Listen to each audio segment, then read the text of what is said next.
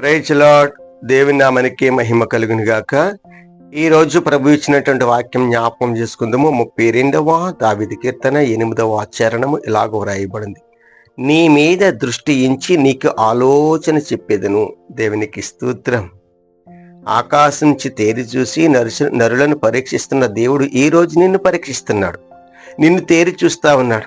ఎందుకంటే నువ్వు చింతిస్తున్నావు కదా, ఏం చేయాలో తెలియనటువంటి ఏ స్థితిలో నువ్వు ఉన్నావు కదా.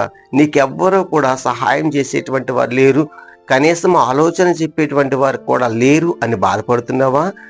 సహోదరి సహోదరుల, దేవుడు చూస్తున్నాడు. ఆయన ఆకాశం నుంచి తేరి చూసి నీ మీద దృష్టి ఉంచి నీకు ఆలోచన చెప్పడానికి నీవు చేయవలసినటువంటి పని ఏమిటో నీకు తెలియపరచడానికి సిద్ధంగా ఉన్నాడు. నీవు సిద్ధంగా ఉన్నావా ఆయన ఆలోచనను అంగీకరించడానికి? ప్రియ సహోదరుడా సహోదరి, స్వబుద్ధిని ఎంత మాత్రం ఆధారం చేసుకోక, సొంత నీతిని ఆధారం చేసుకోక ఆయన ఆలోచన వైపు నీవు చూస్తే, ఆయన శక్తిని నువ్వు ఆశ్రయిస్తే, ఆయన కృపకి నీవు పాత్రురాలు అయితే నీవు అద్భుతమైన కార్యాలు చూస్తావు. అలాగా చూడాలంటే ఆయన నీ మీద దృష్టి ఉంచాలి.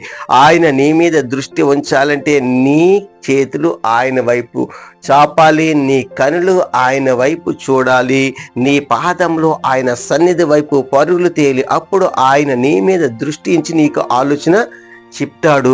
ఆ ఆలోచన బట్టి నీవు వెళ్ళినప్పుడు నీవు చేస్తున్నటువంటి ప్రతి పని కూడా సఫలీకృతం అవుతుంది. దేవుని యొక్క సహాయాన్ని అందుకుంటావు. అద్భుతంగా నీ యొక్క కుటుంబం ఆశీర్వదించబడుతుంది.